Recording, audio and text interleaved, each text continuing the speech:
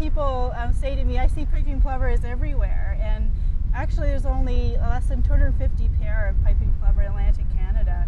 And piping plovers look like a lot of other shorebirds that are commonly seen in Atlantic Canada. The way you can distinguish piping plovers is by the black ring around its neck and the black band on its forehead.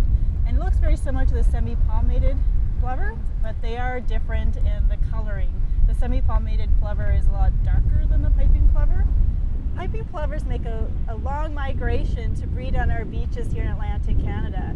They usually arrive in between April and May in the spring, and then they make their nests on our wide, sandy, cobbly beaches. And when they're finished making their nests and having their chicks, they leave in between August and September to make their way down south again to their wintering grounds. Piping plovers lay 4 eggs in their nest, and it takes about 4 weeks for those eggs to hatch. Once the eggs hatch, the chicks take about 4 weeks to be strong enough and big enough to fledge and to be able to fly away. And if you're lucky enough, the piping plover chicks are probably one of the cutest little shorebird chicks you'll ever see.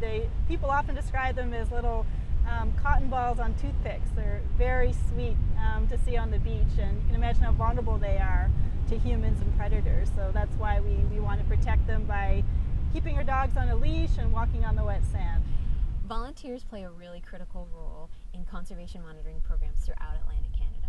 They can actually come out and help us with monitoring on the beach if they're interested in a longer-term involvement in our volunteer program, but they can also help out more short-term as ambassadors in the community, talking to people on the beaches, letting folks know what's important in terms of piping plover conservation. Volunteers are really useful since we have probably 33 beaches to cover and 180 kilometers to cover.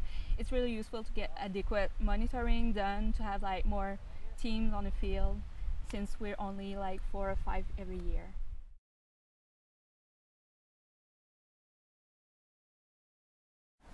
Monitoring our beaches tells us when plovers arrive and when plovers are actually settling down to breed.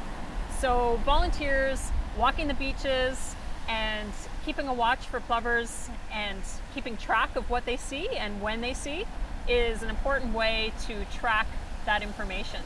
I walk the beach as close to the water as possible, or at least below the high tide mark, because that's important to avoid disturbing plovers if they are nesting, because plovers are nesting between the high tide mark and the dune line.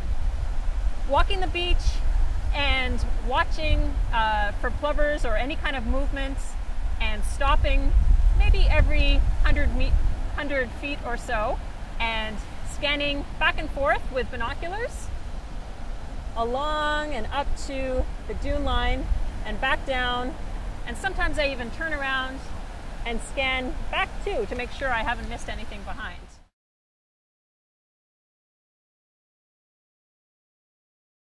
So the signs are really important to be placed on the beach, because we want to get people to know where's the piping plover is, because it's really hard to find birds. So when you have all those signs placed on the beach, people can understand that there's a pair that will nest in that area. And our symbolic fencing is just an area that we put up around where the nest site is, and it's just posts and signs, and it's just to keep people out, keep them away from the area. To place signs, you really need to do a survey. So it's impossible to know from the previous year where the plover have nest last year.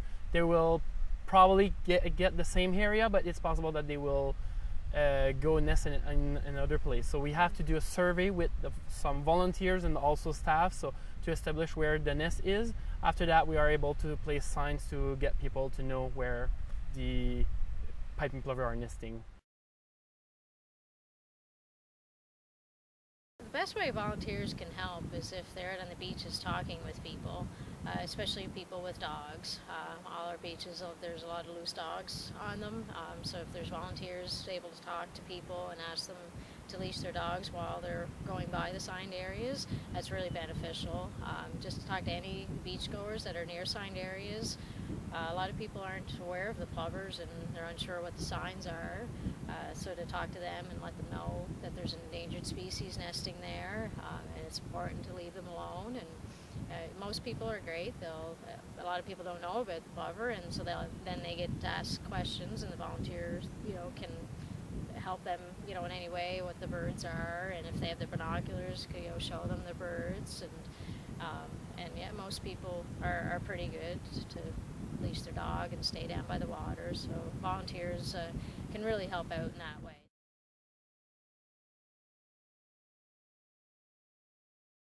There's a lot of other ways that people can get involved and help out the piping plover as well. You can get involved in helping with current research, like the predator study that's going on right now, and that involves either helping us move equipment, set it up on the beaches, or even review camera footage that is of piping plover nests, so we can get a better idea of what predators are out there and how plovers respond to them. You can help with annual beach cleanups that happen across Atlantic Canada, and those are really important as well.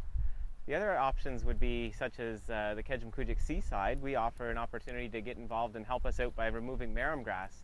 And this is grass that has grown in and changed the piping plover habitat such that if we remove it and restore that area, we find that plovers will nest there a lot more frequently.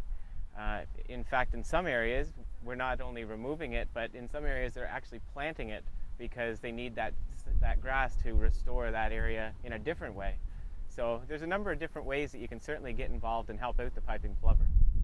If you're interested in becoming a volunteer with the Piping Plover program, there's lots of resources and training available to you.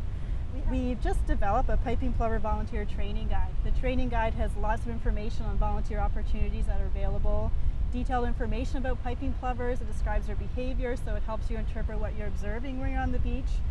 And in addition to this guide, you'll receive one-on-one training with a Piping Plover conservation coordinator. And also working with other volunteers, you'll get a lot of support and training that you'll need to become a volunteer.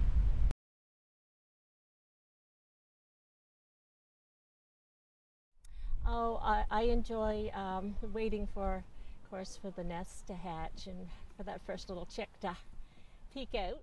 I was looking for somewhere that I could be outside, and this definitely offered that opportunity. I wanted to work in a team that was involved in biological study, and I definitely had that opportunity. Being able to work next to the ocean has been amazing, and working definitely with the people that I've been placed with has been great today. Well, this was a nice walk on the beach, and I see a little plover. I would never see a small one like that before, so it was pretty good. And like she said before, maybe in 20 years from now, all we're gonna see is a picture of them. So it's nice to help. Yeah, I didn't know that they had habitats like this. I didn't expect it to look like this, so it was really neat to see. And I didn't mind pulling the marram grass. My mom's a gardener, so I think I kind of have a green thumb too. I don't mind doing that at all. My day job is quite different. I work in construction, but I've had a love for wildlife since I was old enough to remember. And I live on Conrad's Beach on the eastern shore, which also happens to be a breeding beach for plovers. And over the months and years that I've been walking that beach and looking at the plovers, you tend to have a sort of affinity with them.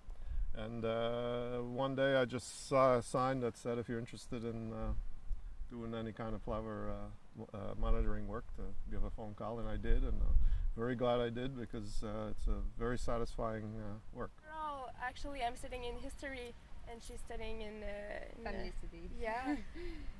So we're just really interested, and it's a great way to spend your summer. So fragile.